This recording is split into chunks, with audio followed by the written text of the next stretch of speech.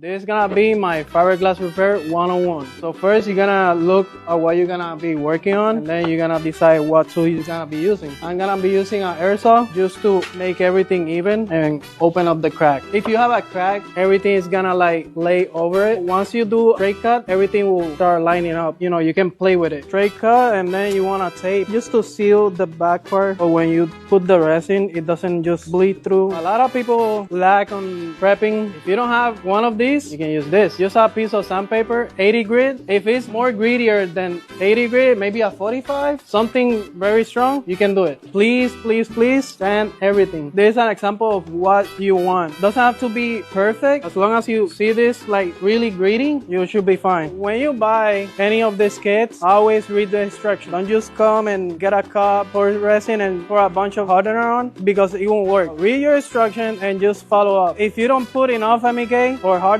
it won't dry. If you put too much, you won't have time to apply it to the part, and it will crack or bubble up. A little bit of resin on the crack to fill it up. After you fill up the crack, just give a good spread on everything. A lot of people just put resin, cut a piece of this cloth, and just put it on, and it's fixed, which is not. This is more likely for finish. After you apply that, then you do this if you want. You see that sharp edge? That's what I use over here. And then you want to have this feather out so it can blend with the part. If you get it like this, this will be the best way to apply the new fiberglass onto the part. It will take you roughly from 25 minutes, 30 minutes, or it could be an hour. Depends how you do it, how you do the mixture. What I did over here is use this die grinder. After you do the crack opening, then you're gonna start sanding around where you're gonna apply the bundle. I got Pro Glass, which is body filler mixed with a little bit of fiberglass specks. What I do is I pour some, and then I put like about 10% of the hardener. Mix it up. Don't do this, don't do that, because you're gonna create air pockets.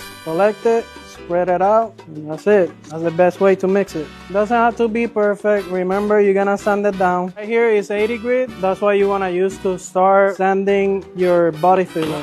Apply this to fill up the big cracks, and after you sand the area, you're gonna end up using this one right here, which is a regular body filler for a nice and smooth finish. Because if you apply only this one, once you do primer and then paint over it, you're gonna notice this one leave like a rough surface on it, and it won't be smooth. After using this one, please use this one or similar.